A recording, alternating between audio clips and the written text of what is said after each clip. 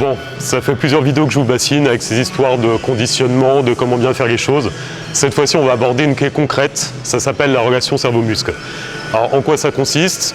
En fait, c'est le fait de penser consciemment aux muscles qu'on est en train de travailler pendant chacune de nos répétitions. Certains vont parler de broscience, d'autres du fait que quoi qu'on fasse, le muscle va se contracter. Effectivement, mais voilà, pour revenir sur le côté broscience, pour moi, voir la muscu qu'à travers la science, c'est un peu comme regarder le monde à travers le trou d'une serrure. C'est une vision très partielle des choses. Et force est de constater sur le terrain que très souvent, c'est cette relation cerveau-muscle qui nous permet par exemple de rattraper un point faible et de développer un physique de manière harmonieuse. Donc voilà, on va commencer cette séance et on y reviendra plus en détail au fur et à mesure de la séance.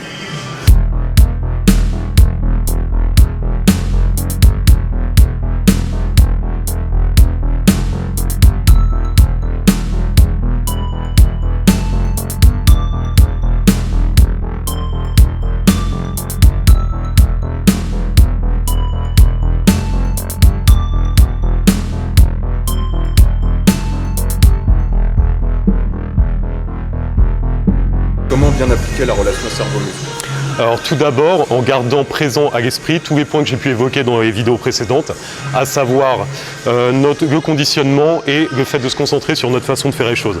En l'occurrence, là pour la relation cerveau-muscle, mettons qu'on soit sur un développé couché, on va se concentrer à chaque répétition sur le fait de bien contracter les pectoraux pendant tout l'exercice.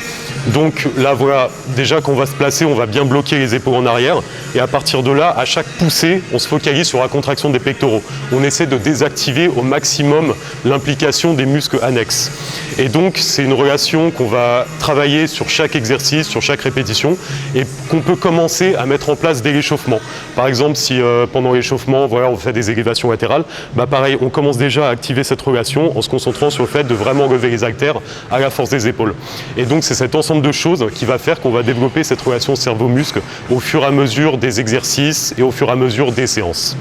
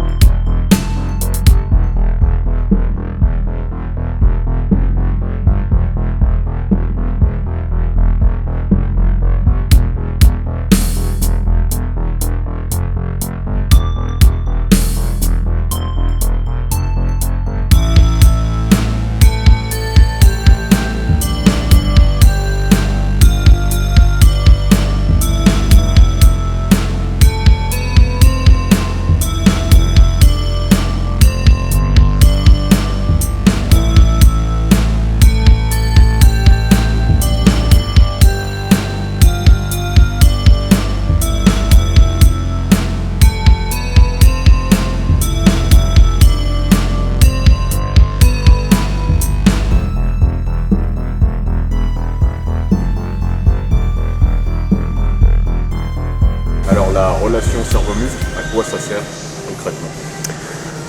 Dans un premier temps, ça sert tout simplement à développer notre physique dans la direction que l'on souhaite. On n'est pas tous doués génétiquement. Certains, ils vont faire, on va rester sur l'exemple du développé couché, puisque c'est ce qui parle le plus en général. Ils vont faire du développé couché, ils vont tout prendre dans les pecs, sans réfléchir, tout va bien.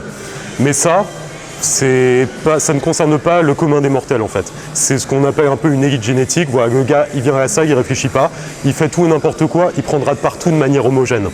Mais donc pour la majorité des gens, ça ne fonctionne pas. Donc pour nous, voilà, on va devoir s'attarder sur ce genre de concept.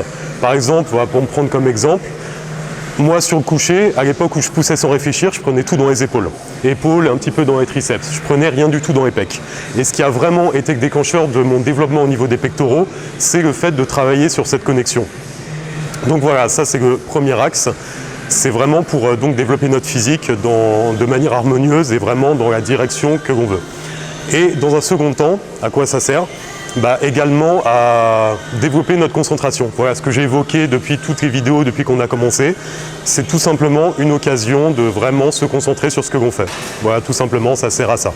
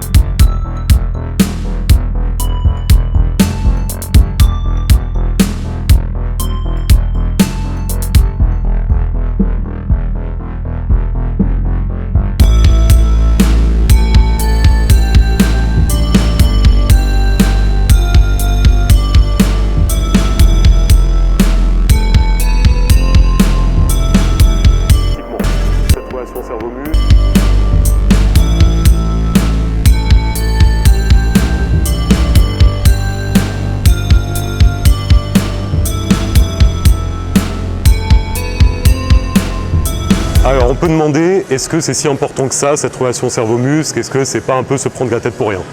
Comme je l'ai évoqué précédemment, on n'est pas tous doués génétiquement, c'est même une minorité. Voilà, les gens doués génétiquement, c'est ce que j'appelle des anecdotes. Maintenant, pour la plupart des gens, il faut réfléchir un minimum à ce qu'on fait et essayer d'optimiser les choses. Donc voilà, ça ne va pas être une méthode miracle, simplement il faut juste prendre ça comme une méthode supplémentaire qu'on met dans notre boîte à outils et à utiliser pour essayer d'évoluer du mieux qu'on peut. Donc voilà, c'est ça, c'est pas, encore une fois, c'est pas quelque chose de miraculeux, de magique, mais quand même pour beaucoup, c'est quelque chose qui va aider, voilà, quand on est sur un plateau de stagnation, quand on n'arrive pas à faire évoluer telle partie de notre corps, ça va être très souvent quelque chose qui va relancer l'évolution.